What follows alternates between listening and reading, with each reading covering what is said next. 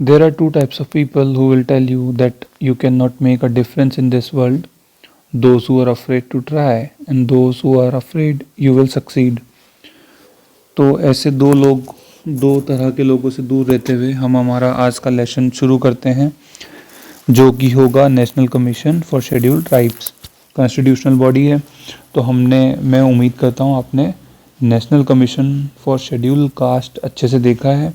ठीक है, तो ये हम थोड़ा जल्दी जल्दी डिस्कस करेंगे क्योंकि सिमिलर चीज़ें हैं इसमें और उसमें। ठीक, तो पहले तो हिस्टोरिकल बैकग्राउंड देखेंगे। तो पहले क्या था भैया, कॉन्स्टिट्यूशन में आर्टिकल 338 था, जिसने बताया था कि एक स्पेशल ऑफिसर होगा, किसके लिए, शेड्यूल कास्ट के लिए और शेड्यूल ट्राइब्स के लिए। उसके बाद सरकार ने बोला, हाँ इसका काम क्या था, तो इसका काम ये था कि जो कॉन्स्टिट्यूशन में सेफगार्ड्स दिए हुए हैं कॉन्स्टिट्यूशन में, उसको इन्वेस्टिगेट करेगा कि सही से काम चलता है, सही से ये सेफगार्ड्स इम्प्लीमेंट हो रहे हैं या नहीं हो रहे हैं। आर्टिकल से 317 एक सेफगार्ड है। ठीक है, इस तरह से जो सेफगार्ड्स हैं उनको इम्प्लीमेंट किस तरह से किया जा रहा है प्रेसिडेंट को बताएगा। 78 में क्या किया गवर्नमेंट ने कि एक बॉडी बना दी, इसको तो जैसा था वैसे रहने दिया, एक एग्जीक्यूटिव बॉडी बना दी मल्टी मेंबर, जो कि थोड़ा और SC/ST के मैटर्स को देखेगा। 87 में इसकी पावर्स बढ़ा दी गई इस बॉडी की और इसको नाम दे दिया गया national commission for schedule caste and schedule tribe.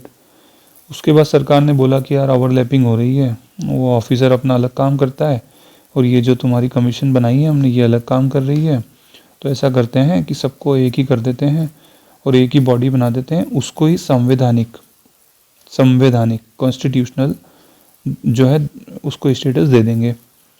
इसी के कारण आया 65th कॉन्स्टिट्यूशनल अमेंडमेंट एक्ट 1990। और उसके चलते क्या हुआ, 3 चीज़ें हुई। एक तो वो जो ऑफिसर था ना आर्टिकल 338 वाला, उसको हटा दिया। एक जो रिजोल्यूशन से बॉडी बनी थी, कब बनी थी, 87 में, 87 में, इसको भी हटा दिया गया और सिर्फ एक ही बॉडी बनी 1992 में।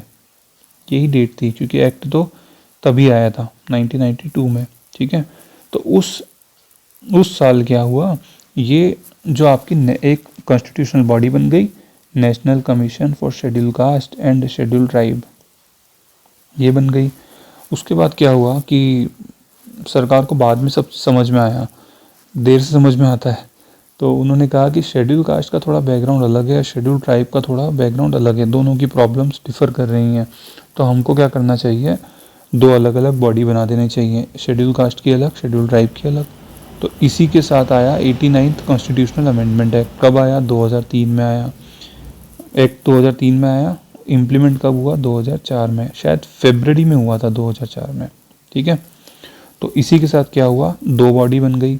एक बनी national commission of schedule caste, जो कि आर्टिकल 338 ही था, और एक आर्टिकल और जोड़ दिया गया national commission of schedule tribe के लिए, 338A।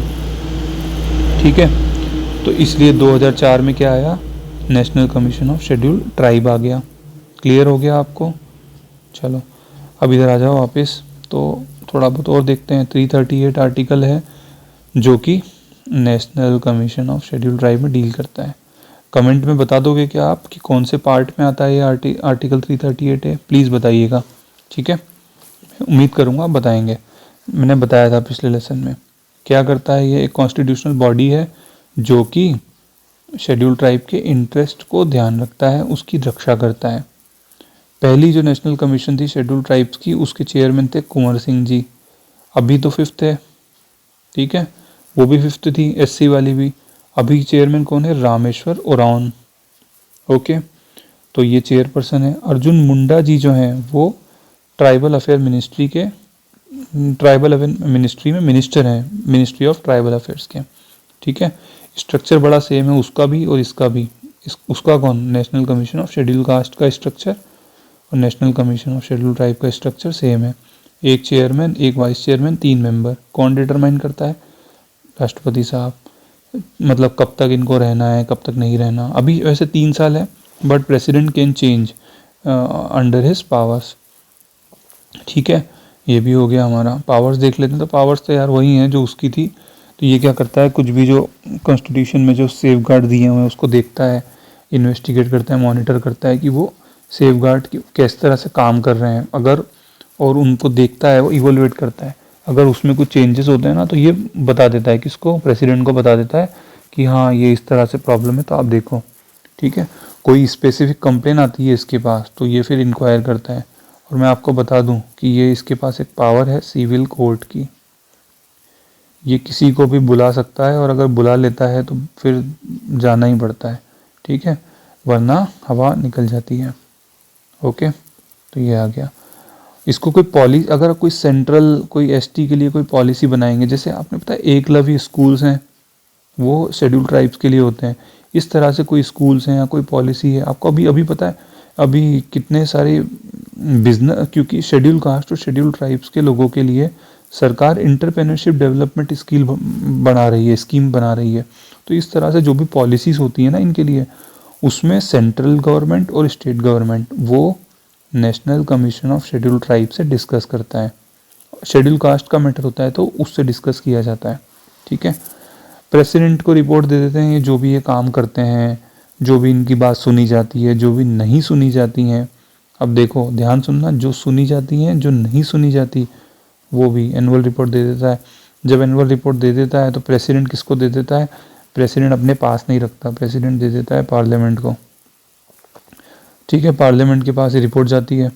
उसके बाद क्या होता है, उसके बाद तो ठीक है भाई, कुछ भी नहीं होता। पार्लियामेंट में रिपोर्ट, उस पर डिस्कशन होती है। ठीक है, मैंने आपको ये भी बता ही दिया कि कुछ डेवलपमेंट और वेलफेयर की जो पॉलिसीज होती है वो सेब बनाता है ये। ठीक है, तो इतना सब इसका फंक्शन था। अब हम इसके डिस्कस करेंगे एमसीक्यू।